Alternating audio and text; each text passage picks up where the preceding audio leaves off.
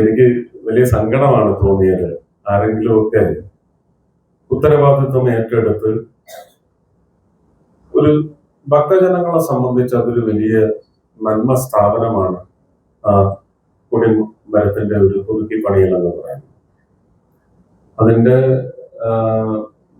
എനിക്കറിയാം, എന്റെ വല്യമ്മാവനായിരുന്നു അന്നത്തെ ചെയർമാൻ തിരുവിതാംകൂർ ദേവസ്വം ബോർഡ്. അപ്പോ അദ്ദേഹത്തിന്റെ ടേമിൽ അന്ന് നടന്ന ഒരു ദേവപ്രശ്നത്തിൽ കൃത്യമായി ഒരു സ്കാനർ വെച്ച് കണ്ടുപിടിക്കുന്നത് പോലെ തന്നെ അതിന്റെ ഉൾപ്പൊരുൾ കൃത്യമല്ല, ഇതിന് ദോഷമുണ്ട്.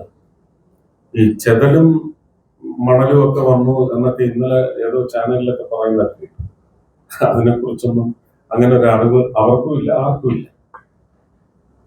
അപ്പൊ ഇത് പുനഃസ്ഥാപിക്കേണ്ടതുണ്ട്.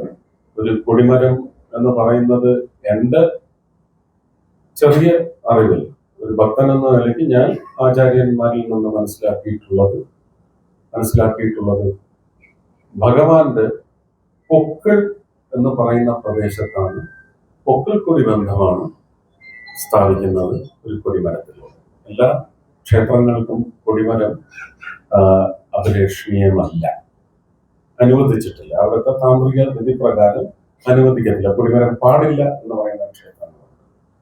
അപ്പൊ ഇത് വിശ്വാസ പ്രമാണങ്ങളിൽ ചില ദോഷങ്ങൾ കാണുമായിരിക്കും, അത് നിർദ്ദേശിച്ചു. അതിന്റെ പശ്ചാത്തലത്തിലാണ് കൊടിമരം പണിയുന്നത്. ബഹുമാനപ്പെട്ട ഹൈക്കോടതി നിർദ്ദേശിച്ച ഒരു അഡ്വക്കേറ്റ് കമ്മീഷനാണ് അത് ചെയ്തത്. ഇനി ഞാൻ എന്റെ വിഷയത്തിലേക്ക് വരാം. ഇത് 300 വർഷം 400 വർഷം നിലനിൽക്കാൻ പോകുന്ന കൊടിമരമാണെന്ന് പറഞ്ഞപ്പോൾ ഒരു വലിയ ഭക്തൻ അതിന് 3.5-4 കിലോ സ്വർണം കസ്റ്റംസിൽ നിന്ന് അതിന്റെ തീരുവയെല്ലാം അടച്ച് അധിക എക്സൈസ് ഡ്യൂട്ടിയും അടച്ച് കൊണ്ടുവന്നാണ് ആ കൊടിമരം ചെയ്യുന്നത്. ഇതിൽ ഇനി വരുന്ന കാലത്ത് എന്റെ ഒരു 5-ാമത്തെയോ 6-ാമത്തെയോ തലമുറയ്ക്ക് അഭിമാനത്തോടെ പറയാൻ സാധിക്കണം, എന്റെ വിയർപ്പിന്റെ ഒരു അംശം കൂടി അതിലുണ്ട് എന്ന് അവകാശപ്പെടാൻ സാധിക്കണമെന്ന് പറയുന്ന വലിയ വികാരത്തെ ബന്ധിപ്പിച്ചുകൊണ്ടാണ് ഞാൻ അതിലേക്ക് എന്റെ വീട്ടിൽ നിന്നുള്ള സ്വർണം എടുത്ത് അത് ഭീമയിൽ കൊണ്ടുപോയി 24 ക്യാരറ്റ് ആക്കണം. നമ്മുടെ തൊള്ളതെല്ലാം 22-ഉം 21-ഉം ക്യാരറ്റ് ആയിരുന്നു. അപ്പൊ ഞാൻ വാങ്ങിച്ച കോയിൻസ് 22 ആയിരുന്നു, പക്ഷെ അത് 24 ക്യാരറ്റ് ആയിട്ട് കൺവേർട്ട് ചെയ്ത് അതിനുള്ള അധിക പണം അടച്ച് എടുത്തുകൊണ്ടുപോയാണ് അവിടെ ഇത് കൊടുക്കുന്നത്. അപ്പൊ അങ്ങനെ പോകുന്ന സമയത്ത് അറിഞ്ഞവരെല്ലാം വന്നിട്ട് ഞങ്ങൾക്ക് കൂടി ഇത്ര കൊടുക്കണമെന്ന് പറഞ്ഞ് അതിൽ ഭൂരിഭാഗം പേരും എന്റെ കൂടെ അന്ന് ഇത് ഇതിലേക്ക് ഒട്ടിക്കുന്ന, ഇത് ഇലക്ട്രോപ്ലേറ്റിംഗ് അല്ല, ഇത് ക്യാമൽ ഒട്ടകത്തിന്റെ തൊലിയുടെ ഷീറ്റുകൾ ഉണ്ടാകും, അതിനിടയ്ക്ക് വെച്ച് തടി വെച്ച് അടിച്ച് പരത്തി, ഇത് നമ്മളിങ്ങനെ ഈ സ്വീറ്റ്സിന്റെ ഒക്കെ കാജു കട്ട്ലിയുടെ ഒക്കെ പുറത്ത് സിൽവർ ലെയർ വയ്ക്കത്തില്ല, അതുപോലുള്ള തിൻ ഷീറ്റ് ആക്കിയിട്ട് മെർക്കുറി തേച്ചിട്ട് അതിന്റെ പുറത്ത് ഞാൻ തന്നെയാണ് ഒട്ടിച്ചത് വാജി വാഹനത്തിൽ. ആ അഷ്ടദിക്പാലകരിലാണ് എന്റെ കൂടെ വന്ന ഷാജി കൈലാസും എന്റെ മകൻ, അതുപോലെ തന്നെ രഞ്ജി പണിക്കർ, ഇവരല്ല. മോഹൻലാൽ പറഞ്ഞിട്ട് ഇങ്ങോട്ടാണ് വിളിച്ചു പറഞ്ഞത്, മോനെ എന്റെ ഒരു 2 പവൻ സനല് തരും, അതും ഒന്ന് കൊടുക്കണം. ഇതെല്ലാം അവിടെ കൃത്യമായി എന്റെ ഓർമ്മയാണ്. ഞാൻ അതിന് രസീതൊന്നും വാങ്ങാൻ നിന്നില്ല, കാരണം ഇത് ഞാൻ ഭഗവാൻ അർപ്പിച്ചതാണ്. ഈ ഹുണ്ടിയിലിടുന്ന കാശിന് എത്ര പേരാ റെസീറ്റ് വാങ്ങുന്നത്? ഒരാൾക്ക് കിട്ടുമോ റെസീറ്റ്? ബണ്ടിലുകളാണ് തെലുങ്കര് വന്നിടുന്നത്. എന്ത് റെസീറ്റിന്റെ കാര്യം പറയുന്നത്? തന്നിട്ടുണ്ടാവും, ഞാൻ വാങ്ങിയിട്ടുണ്ടാവും, ഞാൻ എവിടെയെങ്കിലും കളഞ്ഞിട്ടുണ്ടാവും.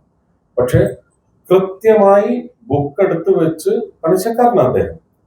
അന്ന് അജയ് തറയിലും അതുപോലെ തന്നെ പ്രയാർ ഇവാലുഷൻ ചേട്ടനും ഒക്കെ ഉണ്ട്. അവരെല്ലാം നല്ല ഭക്തി നിർഭരമായ അന്തരീക്ഷം ഒരുക്കി തന്നെയാണ് അവിടെ നിന്നത്.